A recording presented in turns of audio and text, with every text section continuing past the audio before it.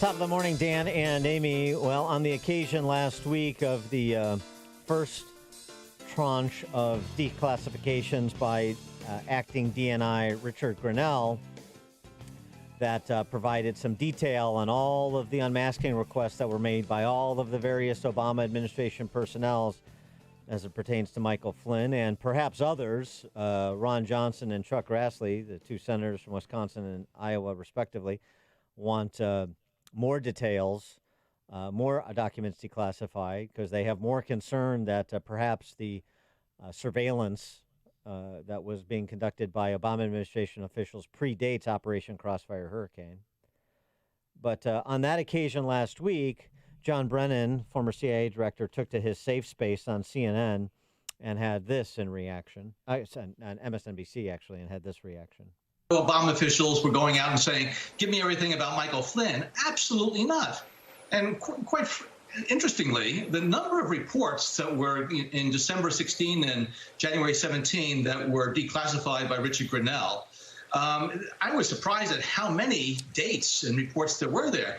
Maybe what Mr. Grenell should do is to declassify and then release the contents of those reports in terms of what individuals were involved with. But what he's doing now is just releasing the names of individuals who, again, were carrying out their authorized responsibilities. Be patient, Director Brennan. He's getting there. Yesterday, declassifying a email from Susan Rice that seems to run counter to things Susan Rice was saying in public. From a national security perspective, President Obama said he wants to be sure that as we engage with the incoming team, we're mindful to ascertain if there is any reason we cannot share information fully as it relates to Russia, Rice wrote. Comey said he does have some concerns that incoming NSA Flynn is speaking frequently with Russian Ambassador Kislyak. Comey said that could be an issue as it relates to sharing sensitive information.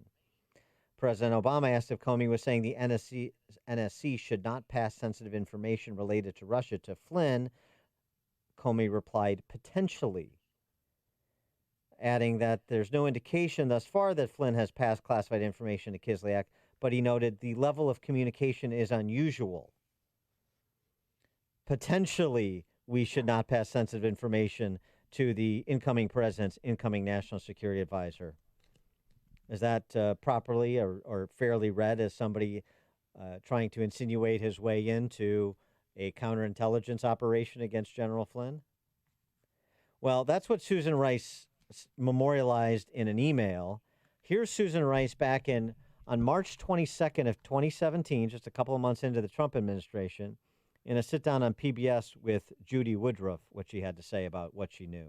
In the last few hours, we've been following a disclosure by the chairman of the House Intelligence Committee, Devin Nunes, that in essence, during the final days of the Obama administration, during the transition after President Trump had been elected, that he and the people around him may have been caught up in surveillance of foreign individuals and that their identities may have been disclosed. Do you know anything about this? I know nothing about this. I was surprised to see reports from Chairman Nunes on that count today.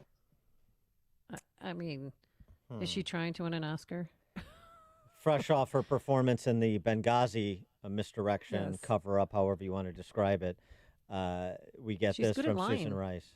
Yeah, But- I mean, she seems comfortable with it, you know. I don't know anything about it, but if it did happen, here's why it happened. I really don't know to what Chairman Nunes was referring, but he said that whatever he was referring to was a legal, lawful surveillance, and that it was potentially incidental collection on American citizens. And I think it's important for people to understand what incidental means. That means that the target was either a foreign entity or somebody under criminal investigation, and that the Americans who were talking to those targets may have been picked up. Well, Devin Nunes has since revised and extended his remarks, so perhaps Susan Rice would like to do the same. For more on this, we're pleased to be joined by Fred Fleitz. He's a former CIA analyst, now president and CEO at Center for Security Policy, former deputy assistant to the president and to the chief of staff of the National Security Council. Fred, thanks for joining us again. Appreciate it. Good to be here. How about what Susan Rice said in 2017 versus what Susan Rice memorialized about this January of 2017 meeting, January 5th, 2017 meeting? Well, I mean, she's lying. Clearly, she knew that there was electronic surveillance of General Flynn. And what this comes down to was the intention of the Obama administration from the top, from President Obama, not to honor a very important principle of our democracy, and that's called the peaceful transfer of power.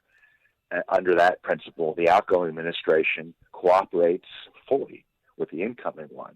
It honors the will of the people, turns over the keys to the offices, tells them about foreign policy initiatives underway, gives them all the intelligence operations and intelligence that they've collected. They don't withhold information from the incoming president and tell career officers to use this information to investigate the next administration, to undermine it. It's really a very serious violation of our whole system of government. If they had concerns about General Flynn, they had to tell the next administration about it. They could have told President Trump or Vice President Pence. But and Comey admitted later, he admitted that he withheld information from Attorney General Sessions about Russia also. I mean, this was an effort by an outgoing administration to undermine and to destroy an incoming administration. Well, has this ever happened in our nation's history before, where you do have that outgoing president spying on the incoming president?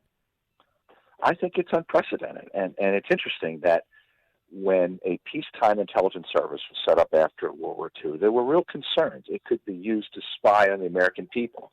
And in 1978, when the FISA Act was implemented, protections were put in place to make it harder for NSA to spy on the American people. I mean, there were strong limits, but nobody conceived of an incumbent administration spying on a presidential campaign, never mind after that candidate wins the election, to continue to do so during the transition to undermine that president once he's in office.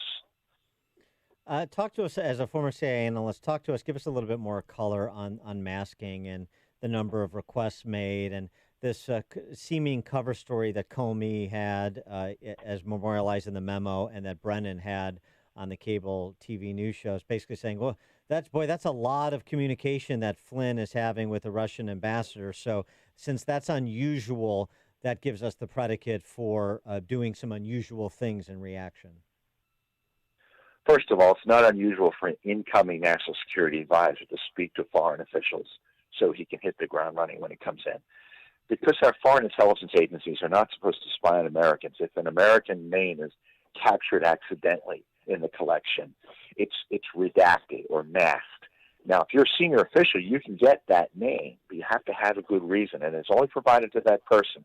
Now, I know there's a lot of experts running around saying that unmasking is very common. Even some Republicans are saying that. I was in the CIA 19 years. I didn't know how to make an unmasking request for the first 13. I'd never heard of one. It's very uncommon. It's true there's 8,000 to 9,000 a year, but we have about 2 million people with top secret clearances. They read millions and millions of pieces of intelligence a year. It's actually not that common, and it's very sensitive. And the fact that there were 53 requests by 39 individuals between Election Day and January 12th for General Flynn's name is unbelievable, that so many officials needed to know this. And I don't understand how NSA personnel could cooperate with requests for members of the Trump campaign and transition. Were there no whistleblowers? Were there no complaints to inspector generals? Well, here's the other thing, too, about Flynn. It's not like he was some sort of rogue out of left field. I mean, he was the Defense Intelligence head during the Obama administration for a brief stint until he fell out of favor because Obama fell out of favor with him. And so I wonder if there was something personal there in addition to, obviously, the very personal feelings about Trump's victory. Well, they did see him as a rogue. He didn't fit the mold.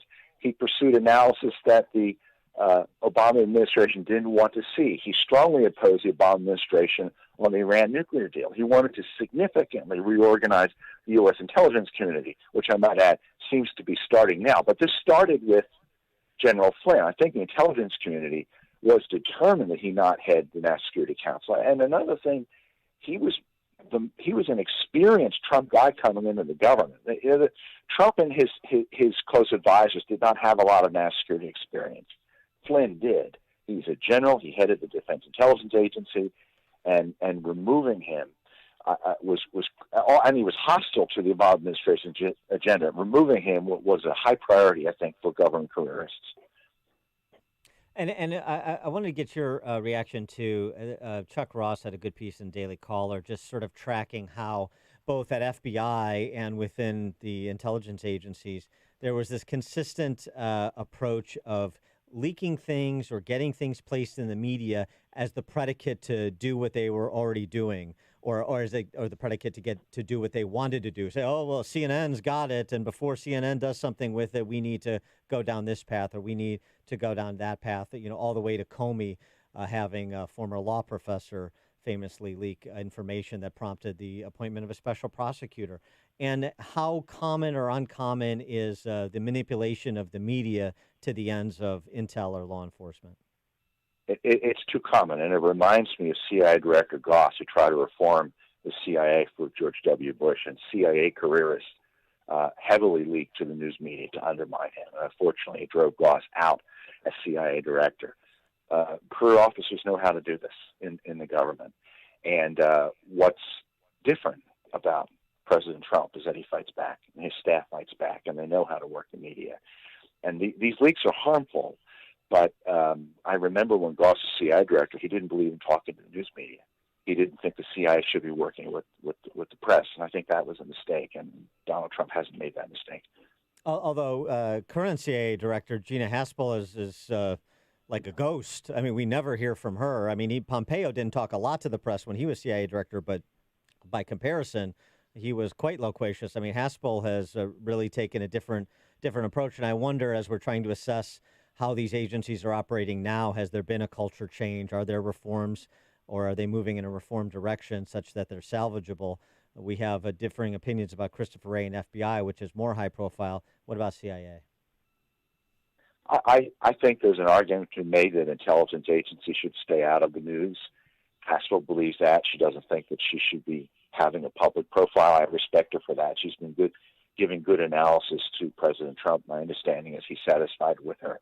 Having said that, the CIA has to be reformed. Its bureaucracy has to be looked at and streamlined. This has not been done in a long time. It has not happened under Haspel.